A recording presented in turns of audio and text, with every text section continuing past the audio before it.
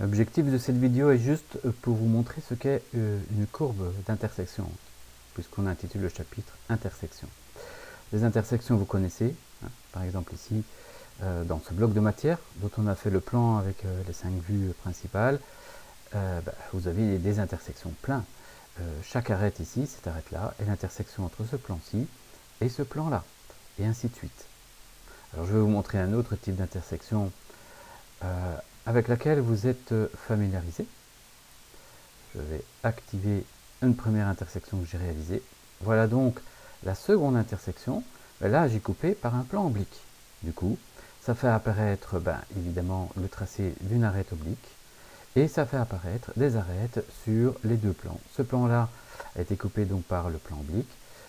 Ce plan-là a été coupé par le plan oblique et chacun ont donné deux nouvelles intersections que vous connaissez bien. Je retourne dans mon plan qui est ici. Je vais activer la modification. Voilà qui est fait. Donc ça, vous êtes familiarisé. Vous voyez donc effectivement soit caché, soit visible. Ici c'est visible, ici c'est caché, suivant l'orientation des vues. Je continue.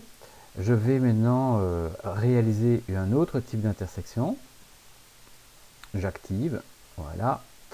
Nous avons ici réalisé une rainure au travers de la pièce. Alors là, deux types d'intersections un peu particulières.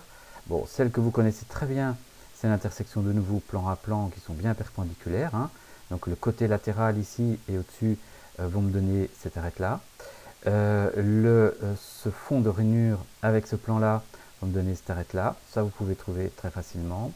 Et avec droite de 45 degrés, il y a moyen dans une troisième vue de repérer la position de cette arête intermédiaire qui est ici, qui est résultat de l'intersection entre quel plan et quel plan, ce plan-là avec ce plan-là.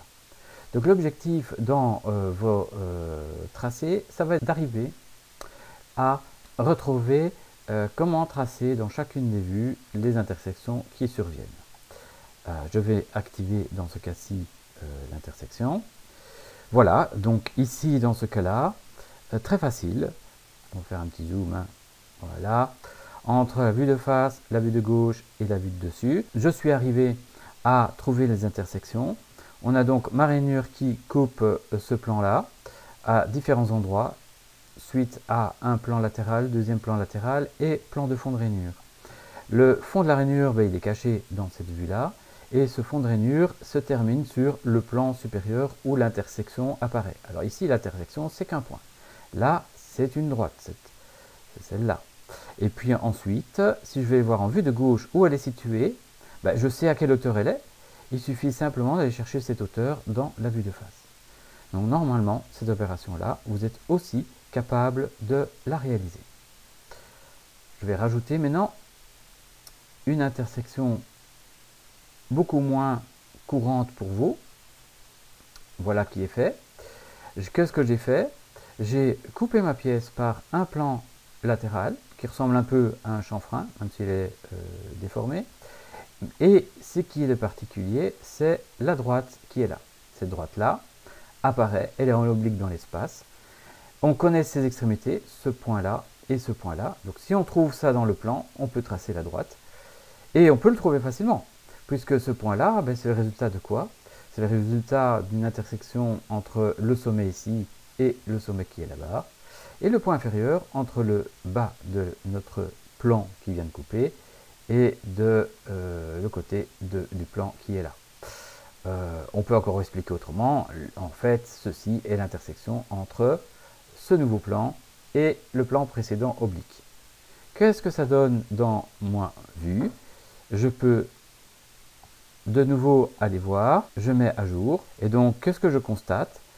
Je peux trouver facilement où se trouve en hauteur et sur la largeur de la pièce le point d'intersection qui est ce point-là. Je trouve facilement le point supérieur également en deux coordonnées. Je vais donc pouvoir retrouver facilement cette courbe. La droite ici est en fait directement tracée, elle est confondue avec un des deux plans. Je vais devoir tracer cette arête-là. Comment est-ce que je vais faire? Alors, c'est pas difficile. J'ai tracé pour ça et avoir des repères. Donc vous avez le repérage déjà de l'intersection qui est une droite. Vous savez qu'elle commence ici au sommet donc sommet de la pièce, à cet endroit-là pile poil, c'est-à-dire fin de l'inclinaison. Elle se termine ici, alors au milieu de l'inclinaison quelque part, au milieu de l'inclinaison ici quelque part. Où c'est exactement? Justement au bas du plan qu'on vient de tracer. Ce plan-là, le bas, il est ici. Donc on connaît le point de départ et le point d'arrivée. Je les ai distingués par du rouge et du vert. Dans le tracé, pour les repérer, c'est très facile donc. Vous allez regarder avec la vue de gauche dans quelle profondeur se trouve cette arête.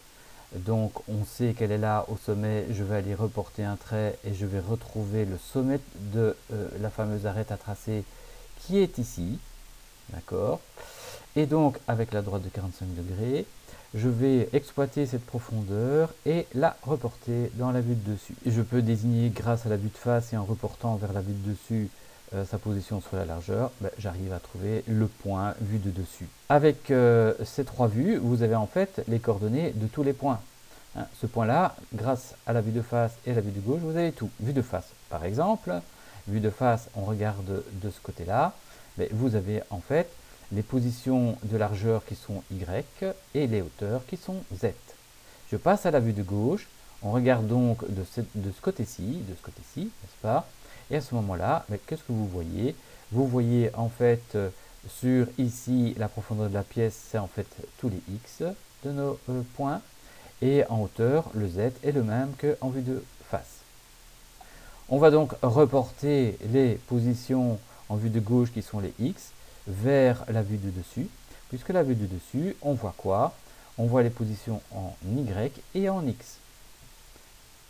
On fait la même chose pour la vue de face. On cherche toujours cette droite. Hein. Donc si on regarde le point inférieur de cette droite, ce point-là, qu'on doit absolument obtenir pour arriver à tracer notre droite d'intersection ici, qui est une inclinaison quelconque, eh bien ce point que j'ai mis en vert, de nouveau, j'ai ces hauteurs et ces positions en Y, mais je n'ai pas ces positions en X. Je vais aller voir en vue de gauche où il est en X, il est tout à fait devant, donc elle est facile à trouver. Je peux reporter avec la droite de 45 degrés cette position. Je reporte la position en Y avec la vue de face et j'obtiens la position du point d'arrivée de cette fameuse droite qu'on cherche. Et ainsi de suite. Donc je vais rajouter maintenant une autre intersection particulière. Nous avons rajouté ici une intersection d'un cylindre cette fois-ci avec un plan. Vous savez tout de suite que l'intersection entre les deux va me donner dans un premier cas un cercle simple. Voilà, et forcément donc ça me donne cette vue-ci où l'intersection apparaît-elle, c'est l'arête qui est ici, qui est là confondue avec le plan, qui est confondue avec le plan. Cette intersection-là, pas de souci. Ici, intersection entre un plan oblique qui coupe un cylindre. Donc voilà ce que ça va nous donner. Ça fait apparaître dans l'espace une courbe qui est une ellipse, mais dans deux des trois vues, hein, puisque le principe général, c'est en fait que toutes les intersections qu'on vous donne, c'est dans les deux vues au moins, vous avez un tracé simple, un cercle ou une droite. D'accord? Donc on va les voir ici. Je vais mettre à jour. Donc on voit effectivement que la courbe elliptique, c'est une droite ici, c'est un cercle ici, et là par contre, voilà l'ellipse qui est déformée en plus. Hein, c'est l'ellipse de l'espace, mais qui est déformée. On peut aller voir peut-être de l'autre côté, vu par la droite. Vous voyez là, ici, l'ellipse complète. On va devoir trouver des points caractéristiques. Hein, on vous expliquera toutes les techniques. Points caractéristiques, sommet, en partie inférieure, partie extrême gauche, partie extrême droite, et puis alors c'est surtout les points intermédiaires que vous devez un petit peu apprendre à maîtriser. Les sommets on a, les parties les plus basses on les a, puisque le sommet qui est là, il est là, donc on peut le retrouver vite avec la droite de 45 degrés. La partie basse, elle est là, et elle, pour l'obtenir ici, on va aller la chercher, partie basse, elle est là, je la reporte, je la trouve ici, et ainsi de suite, on vous expliquera. Voilà, ici nous avons réalisé un cas classique de méplat, que vous devez absolument connaître aussi. Donc ça, en réalité, c'est une double intersection. C'est le plan inférieur avec le cylindre qui est là, qui est d'ailleurs aussi une triple intersection, puisque c'est aussi avec ce plan-ci. Et puis il y a un second plan qu'on a créé pour couper et qui est rentré en intersection, lui, avec de nouveau le cylindre. Donc, ce cylindre-là est coupé par ce plan-ci et ce plan-là. Puis je vais voir les résultats. Voilà le résultat.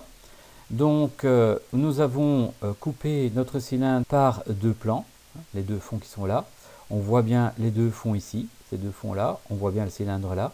Donc toute l'intersection est là. La petite portion d'arc de cercle apparaît comme droite en vue de face, d'accord. Et ceci, c'est une droite dans l'espace aussi. Celle-là va être facile à trouver.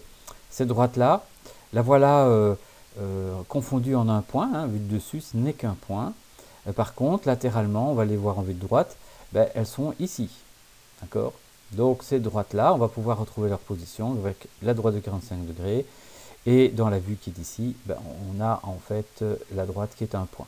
Donc l'arête ici, un point, 45 degrés, j'ai trouvé l'arête. Et celle-là, en fait, elle est issue de l'intersection de l'autre côté. Okay. Et alors pour la petite courbe qui est ici, en réalité, si vous voyez bien, vue du dessus, normalement, elle aura l'aspect d'une droite. Voilà l'aspect d'une droite. Ici, on est du bon côté pour la voir en complet. Okay, alors qu'en réalité, c'est un petit arc de cercle confondu avec le cylindre, avec ce cylindre-là. Donc vous avez cette courbe, elle est déjà dessinée par vos soins sans le savoir ici. Elle est déjà dessinée là, là sous forme de cercle, là sous forme de droite. On a toutes les coordonnées de tous les points de cette courbe. Voilà, alors ici j'ai fait un trou au travers de tout le cylindre. C'est sur les intersections qu'on connaît déjà. Okay. C'est comme ce cercle-là était coupé par le plan oblique, le grand cercle, le petit cercle est coupé aussi par un plan oblique. Et donc, cela va faire apparaître une seconde ellipse coaxiale avec la première ellipse. Et donc, de profil, ça, malheureusement, sera l'ellipse, mais déformée. Et donc, cette ellipse va apparaître à cet endroit-là. Même type de tracé que l'ellipse précédente. Voilà l'image.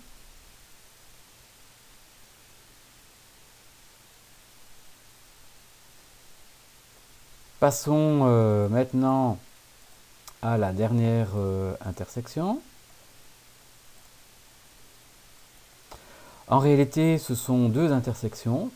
On a réalisé l'intersection entre un petit cylindre ici et le grand cylindre qui est là. Ça fait apparaître une courbe beaucoup plus quelconque. Ce sera la plus compliquée que vous puissiez tracer.